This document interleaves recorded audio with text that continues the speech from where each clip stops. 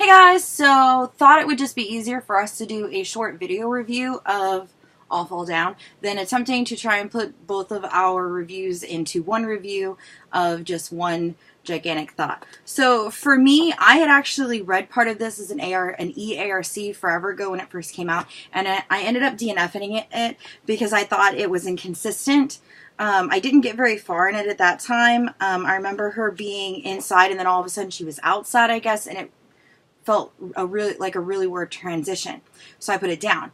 But I actually won a copy of this by who is it? I think it's I Love YA or YA Reads or something like that. It's a red circle, and it says I Love YA. They're on Twitter. I'll see if I can find it. I don't have the paper anymore, but this was actually really good. For me, it pulled me in to begin with. Did it pull you in to begin with? Not really. I was just kind of bored. You were kind of bored. I think one of the biggest issues was that I actually really liked was that Grace is a very unreliable narrator, and I haven't really read a lot of those because throughout the entire book, she thinks the scarred man killed her mom, and her memories kind of mess up. So that when the reveal happens, I didn't see it coming all that much. We won't give you guys any spoilers, but I didn't see it coming. And I thought that was really ingenious and very interesting because most of the time, I can figure out who the killer is and what exactly is going on. And this one, I was kind of like completely lost of what actually was happening. And you said you had the same problem, that you felt very confused, right? Mostly, I like having a narrator that knows their stuff. That's reliable. Yeah. Yeah.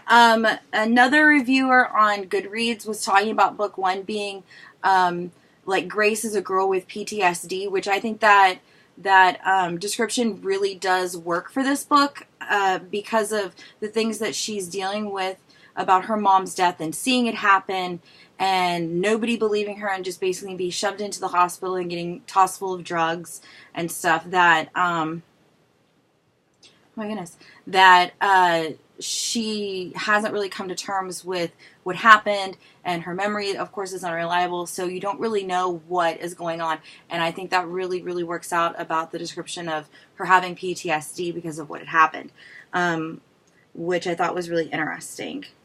Did you like any of the side characters? Noah? I think Noah was pretty good. I love Rosie. She's the 12-year-old in this, and she can basically go anywhere. She was an ex-gymnast, and I feel like she was going to stab somebody in the whole thing. I think yes. I would think that she would be the one most likely to sneak up behind you, stab you in the back, and you would never know. She was like a mini Pennywise. But by the time that you realized that you were dying, it was too late. She'd already stabbed you, and she's gone. I think that would probably work out for her. Rosie scared me. Right? She was just ever slightly so creepy. I think the pacing worked very well in this one. I pretty much liked all the characters. Noah was awesome. I love how he came into her room and basically kidnapped her, and that he was like, I am your official best friend. I think that was really cute. It's like, come on, let's go buy some KFC. I'll pay. I think that was really, really cute. Let's see. Did you like anybody else? Noah, Rosie. No, just them. Because I knew that they were gonna, kill somebody maybe. Right. Except Rosie. Rosie would probably. I don't know if this country is real. If it is, never go. If it is, I think that's pretty interesting that all the different tunnels and stuff. I know that what is it? I think it's London or something has like all the different catacombs and stuff like that, which is really cool. And I know that there is tunnels under something here in the U.S., but for the life of me, I can't think about it. I know it was in one of Dan Brown's books. So going to sewers or tunnels. You want to find some alligators? Yeah. And creepy clown people. Right. Just don't go down there. And toxic water. Toxic water, right? What do they call it in that movie? Gray water. Gray water. It's just bunches of stuff you don't really want to touch. I think the pacing worked really well in this one. It wasn't too slow. It wasn't too fast. I think it had a really good blend of both action and more slower paced physical story. I think it really worked out. I don't really see it as a 5-star book. It took me about 6 hours to read it in total, and it's like 310 pages. So I was averaging about 50 pages an hour, that's about my average, give or take. So it's a pretty thinner book. I read it in like 2 days. I started this yesterday. Me too. You too. I think about 2 days. Yeah, I think you probably read it about 2 days. Yeah. I read the School of Book and Evil in one because I really liked that. Because that's amazing, and the last book came out for Like that books too. that I really like, they'll take me like one day or two. Yeah, and I'll be I mean, this was overall, I think it was more of a slower paced book. Just, it's not, extremely fast, but it's not extremely slow. It's like somewhere in the middle there. But, I mean, it was really good. I probably won't be picking up book 2 for a while.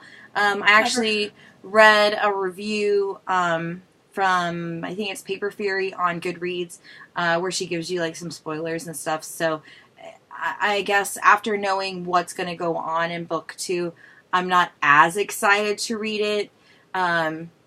Library Assassin. Shh! No spoilers!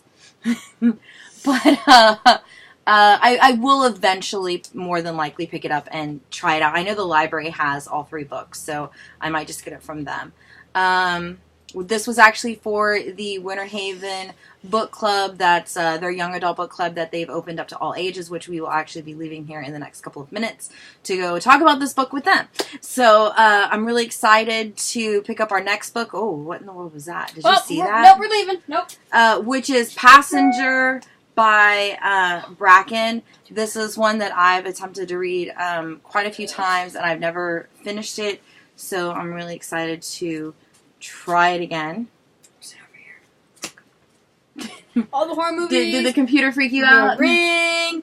Anything. I think all the horror movies have finally gotten to her. Not like gotten to me. You just know that if something crappy's happening in the computer, you don't want to be beside it because someone's gonna jump out or something. It should be fine. Better be fine. Computer's old. This computer is from 2010, so it's an old puppy. It's 7 years old. It's an old puppy. About to be 8. It's an old puppy. Still works though. But yeah, if you're looking for something that deals with light politics, because even though that this is about Embassy Row and stuff like that with ambassadors and stuff, you really don't get a lot of in-depth terminology or anything like that for the political side of this book. So you don't have to worry about that at all. There's no like terminology that you're not going to understand or anything like that. So it's more along the lines of just a well-paced murder mystery thriller. There isn't really any romance in it at all. No love triangles or anything like that. Thank God. It does have a light cliffhanger at the end for you to find out what exactly is going on. But other than that, I mean, it was a really good book. Total 4-star book. We'll be on in a minute. So if you decide to pick it up, let me know what you think about it, and I will catch you guys later. Bye. Jeez. Are you guys okay? Yes, we're fine. Bye. There you go. Wave bye. You wave bye. Bye. Stop.